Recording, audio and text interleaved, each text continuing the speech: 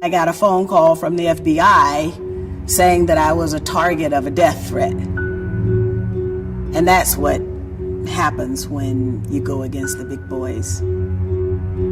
Then I came up close with that shadow world where what is, isn't. Fiscal year 1999, 2.3 trillion missing.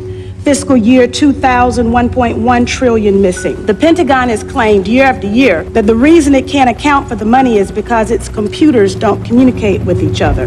I was called in by a senior member of the ANC's National Executive Council. He said to me, "Look, Andrew, this is a battle you cannot win because this money, the bribes, were used to fund our 1999 election." And almost immediately, I'm asked to make a statement to the press that says there's nothing to investigate. So it's all over. And I looked at him and I said, "No, it's not." I would be offended if I thought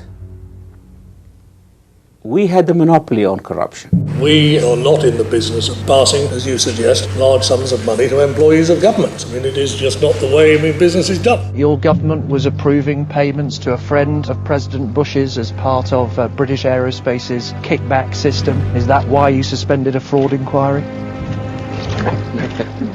The heads of government are the salespeople in chief of their country's large arms contractors. JP Morgan paid him off for the Iraq war. He held up the Iraq bank for $20 billion. He was paid $6 million every year. The man is a war criminal.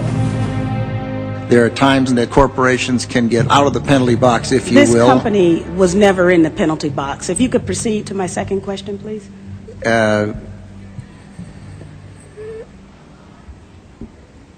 I've forgotten what the second question was.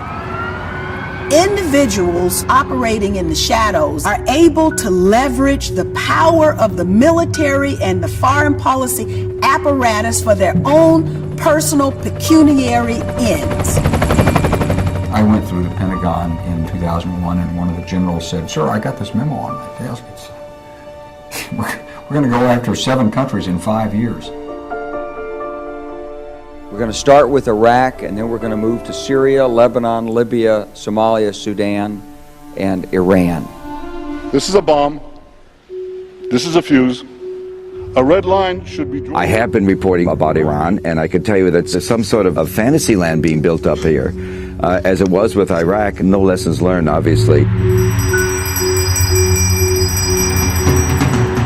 I will not mourn the dead with murder nor suicide. I will not side with you or dance to bombs because everyone is dancing.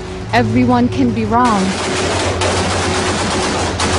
I will not lend my name nor my rhythm to your beat. I will dance and resist and dance and persist and dance. This heartbeat is louder than death.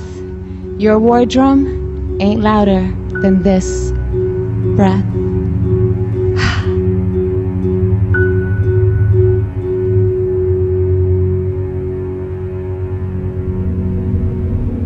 The shadow world is full of lies, but there's always another story to the lie.